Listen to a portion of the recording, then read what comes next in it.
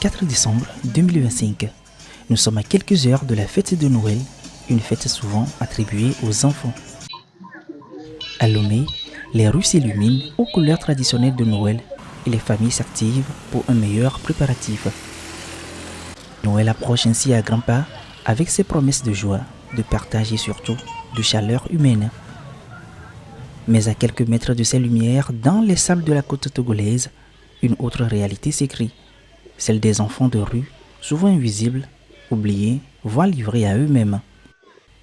Ils s'appellent Kossi, Afi, Junior ou Grace, des pseudos que nous les avons attribués pour les identifier.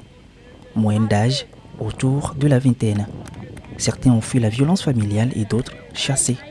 Tous ont trouvé refuge ici, devenu leur maison, leur école, leur terrain de jeu et parfois leur piège.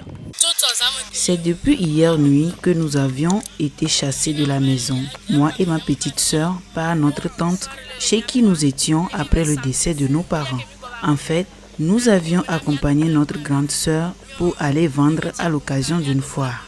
Au retour, notre tante nous a interdit de mettre pied dans la maison et de suivre plutôt notre grande sœur sous prétexte qu'elle nous a plutôt amené voir les hommes. Surtout qu'on n'était pas vite de retour. Ma grande sœur étant aussi avec son mari, dit n'avoir pas la possibilité de m'héberger et j'ai pris la décision de venir ici aujourd'hui.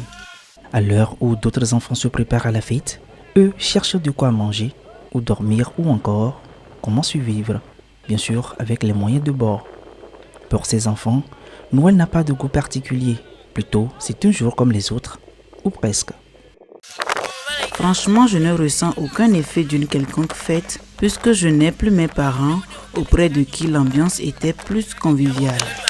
Malgré les blessures internes, certains espèrent encore un toit, une école, une main tendue. Je voudrais quitter cet endroit et trouver refuge auprès d'une famille ou d'un parent qui pourra m'accompagner dans mon évolution surtout professionnelle. Mon souhait est d'apprendre la couture.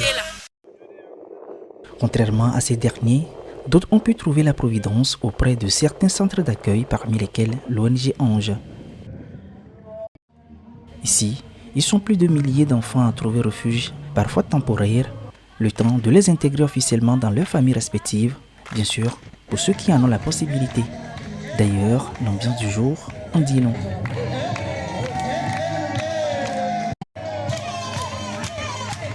Depuis le matin, moi je vois que ça se passe bien. Je suis en joie. Je n'ai pas mes parents à côté, mais l'ONG me donne à manger, il m'aide à faire tout ce que je veux.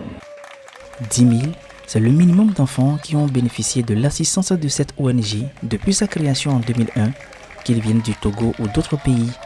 Aujourd'hui, plus de 75% d'entre eux ont pu réussir leur vie ici au pays, comme ailleurs selon les premiers responsables du centre.